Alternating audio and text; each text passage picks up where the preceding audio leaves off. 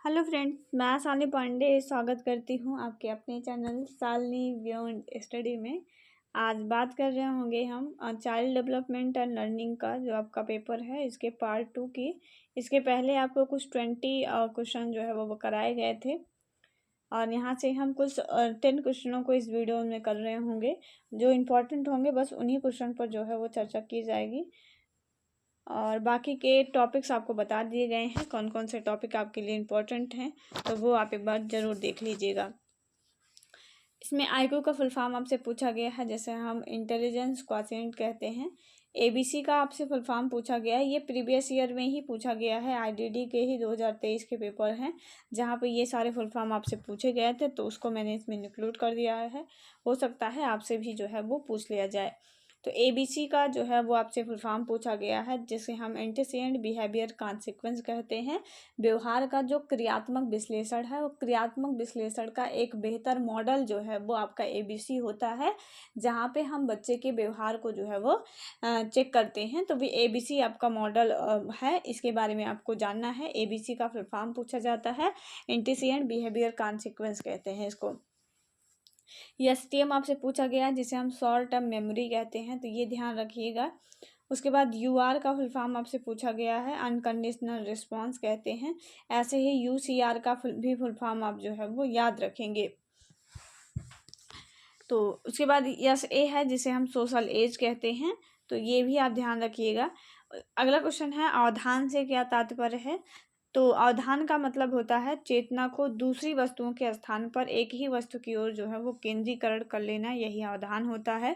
जब हम बहुत सारी चीज़ों में से किसी एक चीज़ पर अपना फोकस कर देते हैं तो वो आपका अवधान कहलाता है। इसे आप अगर समझना चाहें तो इसे आप ध्यान भी समझ सकते हैं कि जैसे आपके सामने बहुत सारा इस समय बहुत सारी ऐसी चीज़ें हैं जिसे आप देख सकते हैं, लेकिन आप उन सभी से अपना ध्यान हटा करके, आपका एग्ज़ाम है इसलिए आप अपना फोकस अपनी पढ़ाई पर कर रहे हैं, तो ये क्या है, ये अवधान की प्रक्रिया है। ठीक है, जहाँ पर बहुत सारी चीज़ें होते हुए भी हम किसी एक चीज़ पर अपना ध्यान केंद्रीकरण करते हैं, वो अवधान होता है आपका। बुद्धि के प्रमुख सिद्धांत जो है वो आपसे पूछे गए हैं। यहाँ से एक क्वेश्चन आपको देखने को मिल सकता है जहाँ पे आपसे पूछा जा सकता है कि ये सिद्धांत किसके द्वारा दिया गया था। तो ये कुछ महत्वपूर्ण है, आपको इन्हीं को ध्यान में रखना है, इसके बाहर आपसे नहीं पूछा जाएगा। बुद्धि का एक कारक सिद्धांत जो था वो बिने के द्वारा दिया गया था, तो ये आप ध्यान रखेंगे। स्पीयरमैन के द्वारा द्विकारक सिद्धांत दिया गया था और समूह कारक सिद्धांत जो है वो आपका थ्रस्टन के द्वारा जो है वो दिया गया था। त्रिकारक सिद्धांत पूछा जाएगा तो भी स्पीयरमैन हो जाएगा।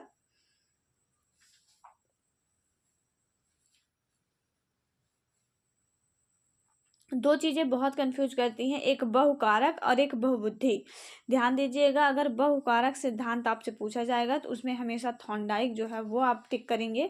अगर आपको बहुबुद्धि का सिद्धांत पूछा जाएगा तो उसमें आप गार्डनर करेंगे। बहुकारक में थॉर्नडाइक और बहुबुद्धि में गार्डनर, तो इस चीज़ को आप ध्यान रखेंगे।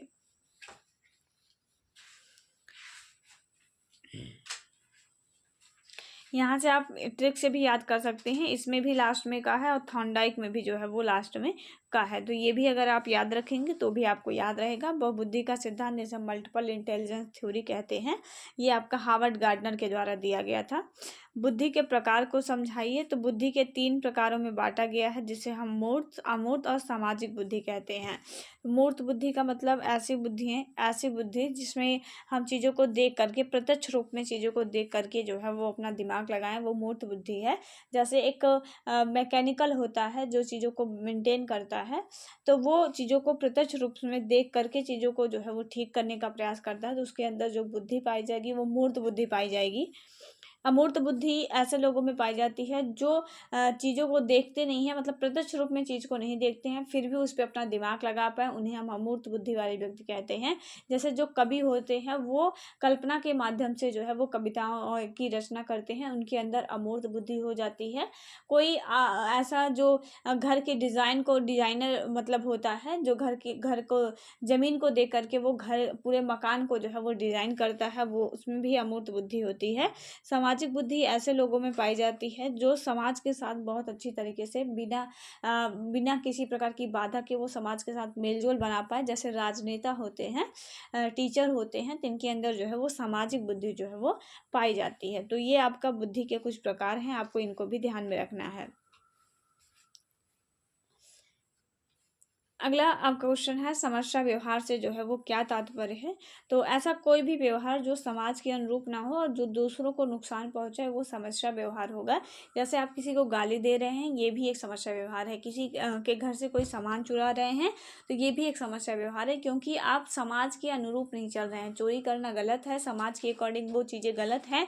अगर आप वो चीज़ें करते हैं तो वो आपका व्यवहार असामान्य व्यवहार जो है वो असामान्य व्यवहार या समस्यात्मक व्यवहार वो कहा जाएगा। अगला क्वेश्चन है, समस्या व्यवहार के कार्यात्मक विश्लेषण के लिए सर्वाधिक प्रचलित मॉडल कौन सा है। तो वो आपका ABC मॉडल होता है, जैसे हम एंटीसिएंट बिहेवियर कॉन्सिक्वेंस कहते हैं। इसका समस्या व्यवहार के कार्यात्मक विश्लेषण में कहा गया है कि अगर कोई व्यक्ति कोई भी समस्या व्यवहार करता है तो उसके पहले के कुछ कारण होंगे। जिस समय वो समस्या व्यवहार प्रदर्शित कर रहा है उस समय के भी कुछ कारण होंगे, और समस्या व्यवहार के प्रदर्शित करने के बाद के भी कुछ कारण होंगे, कुछ परिणाम होंगे जिनकी वजह से वो समस्या व्यवहार होता है। तो हमें उन्हीं कारणों के बारे में जान करके उनका विश्लेषण करना, यही समस्या व्यवहार का कार्यात्मक विश्लेषण कहलाता है। आपसे ये कई बार क्वेश्चन लॉन्ग टाइप में आपसे पूछा गया है, समस्या व्यवहार के कार्यात्मक विश्लेषण। यूनिट 5 में समस्या व्यवहार इंपॉर्टेंट है और समस्या व्यवहार को कैसे निपटारा करेंगे उसकी रणनीतियाँ इंपॉर्टेंट है, जिसमें टाइम आउट ये सारी चीज़ें आती हैं। और समस्या व्यवहार का कार्यात्मक विश्लेषण आपसे पूछा जाता है, तो ध्यान से इसको समझिएगा। समस्या व्यवहार के कार्यात्मक विश्लेषण से तात्पर्य होता है, समस्या व्यवहार का कार्यात्मक विश्लेषण कहता है कि अगर किसी बच्चा किसी भी प्रकार की कोई भी समस्या वो प्रदर्शित करता है तो उस समस्या को प्रदर्शित करने के पीछे कोई ना कोई कारण अवश्य रहा होगा। जिस समय बच्चा समस्या व्यवहार कर रहा है तो उस समय के भी कुछ कारण रहे होंगे, और समस्या व्यवहार के जो परिणाम निकलेंगे उनके भी कुछ कारण रहे होंगे जिनकी वजह से बच्चा समस्या व्यवहार करता है। तो हमें इन तीनों कारणों को जान करके, ABC में हम इन्हीं तीनों कारणों को जानते हैं। ए का मतलब है एंटीसिएंट। एंटीसिएंट का मतलब होता है समस्या के पहले के कारण को जानना, एंटीसिएंट के अंतर्गत आता है। जिस समय समस्या घटित हो रही है, मतलब जिस समय बच्चा समस्या व्यवहार कर रहा है उस समय के कारणों को जाना हम बिहेवियर फैक्टर के अंतर्गत उनको जानते हैं। और कॉन्सिक्वेंस के अंतर्गत बच्चे ने समस्यात्मक व्यवहार प्रदर्शित कर दिया है और उसके क्या परिणाम निकल के आएंगे उसको हम कॉन्सिक्वेंस फैक्टर के अंतर्गत जो है वो जानते हैं। तो इन्हीं को समझ करके बच्चे के अंदर की समस्या व्यवहार को ख़त्म करना, उसमें सुधार करना, यही समस्या व्यवहार का कार्यात्मक विश्लेषण होता है। अगला है, शिक्षा मनोविज्ञान के जनक कौन है। ये एक प्रीवियस ईयर का ही क्वेश्चन है, जिसमें आपको पता होना चाहिए कि शिक्षा मनोविज्ञान एडवर्ड थॉर्नडाइक जो है इसके जनक माने जाते हैं।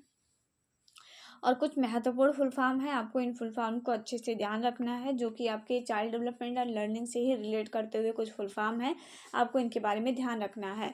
अब अगर आपसे SQ का फुल फॉर्म पूछा जा रहा है जिसे हम सोशल कोशिएंट कहते हैं, LTM का पूछा जा रहा है तो लॉन्ग टर्म मेमोरी होता है, FA का पूछा जा रहा है तो फंक्शनल एनालिसिस होता है। इन सारे फुल फॉर्म को आप जरूर याद रखेंगे। PDF मैं वीडियो के एंड होते ही तुरंत ही आपको प्रोवाइड करवा दूंगी, जिससे आपको रिवीजन करने में कोई प्रॉब्लम ना हो। OL का मतलब होता है ऑब्जर्वेशनल लर्निंग कहते हैं। MA का मतलब मेंटल एज होता है। SLT मतलब सोशल लर्निंग थ्योरी होता है। कमेंट करके बताइएगा कि सोशल लर्निंग जो थ्योरी है वो किसके द्वारा जो है वो दी गई है। अगला है ADHD, बहुत बार पूछा गया है, आपके इसी पेपर में बहुत बार ADHD के बारे में पूछा गया है, और ये भी एक फेवरेट क्वेश्चन है, आपके पूरे पेपर्स में कहीं ना कहीं देखने को ज़रूर मिल जाता है। तो ध्यान रखिएगा, attention deficit hyper activity disorder जो है वो ADHD का फुल फॉर्म होता है। उसके बाद VL है, मतलब विजुअल लर्निंग होता है। उसके बाद HL होता है, जो हेयरिंग लर्निंग वाले बच्चे होते हैं वो HL के अंतर्गत आते हैं। उसके बाद BM होता है, बिहेवियर मैनेजमेंट आपका होता है। MI होता है, मल्टीपल इंटेलिजेंस जिसे हम कहते हैं। तो ये कुछ फुल फॉर्म है, इंपॉर्टेंट है, आपको इनको ध्यान रखना है। मोस्ट इंपॉर्टेंट चीज़ें हैं ये आपके लिए, आप इन सभी फुल फॉर्म को अच्छे से ध्यान रखेंगे।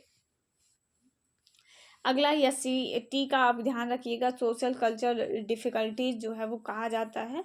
और कुछ इम्पॉर्टेंट जो बहुत ज़्यादा इम्पॉर्टेंट है और यहाँ से आपको क्वेश्चन 100% देखने को मिल जाएगा, तो आप इनको भी ध्यान रखिएगा। वृद्धि और विकास में आपको अंतर पढ़ के जाना है, इसको पढ़े अगर आप पेपर देने जा रहे हैं तो वृद्धि और विकास के किसी भी पॉइंट को आपको छोड़ना नहीं है, आपको 2-3 नंबर यहीं से मिल जाएगा। तो आपको वृद्धि और विकास के बारे में अच्छे से अंतर पता होना चाहिए। अगला है वृद्धि और विकास को जो प्रभावित करने वाले फैक्टर हो, उन फैक्टर्स के बारे में आप जरूर पढ़ लीजिएगा। पहला और दूसरा यूनिट आपको बिल्कुल एक एक पॉइंट उसके पढ़ने हैं, यूनिट फर्स्ट और यूनिट सेकंड। यहाँ से बहुत सारे क्वेश्चन आपके एग्जाम में बनते हैं, तो फर्स्ट एंड सेकंड यूनिट के हर एक टॉपिक को आपको अच्छे से जो है वो कवर करना है। बाकी आप बुद्धि पढ़ लीजिएगा। अगर हम मोटा मोटा बात करते हैं तो समस्या व्यवहार आप क्या होता है, कैसे उसका मैनेजमेंट किया जाएगा, ये आप पढ़ लीजिएगा एक बार। यूनिट 5 में आप यही पढ़ के अवधान पढ़ लीजिएगा। अवधान में भी अवधान की परिभाषा और अवधान को प्रभावित करने वाले कारक, इन 2 चीज़ों को अच्छे से पढ़िएगा। हार्वर्ड गार्डनर के बहुबुद्धि सिद्धांत को पढ़िएगा।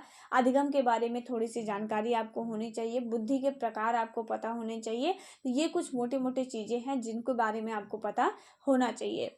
तो ये आज था आजकल इसका, जिसमें हमने कंप्लीट 5th यूनिट तक के जितने भी इंपॉर्टेंट क्वेश्चन बन सकते थे तो उन सभी पर जो है वो लगभग डिस्कस किया है। इन 20-30 प्रश्नों के माध्यम से हम पूरा सिलेबस तो डिस्कस नहीं कर सकते हैं, लेकिन जो इम्पोर्टेंट फैक्ट थे उसको डिस्कस कर दिया गया है। आप अच्छे से जो है इसको तैयार करिएगा। मिलेंगे एक नया वीडियो में किसी नई जानकारी के साथ, तब तक अपना ख्याल रखिएगा। जय हिंद, वंदे मातरम।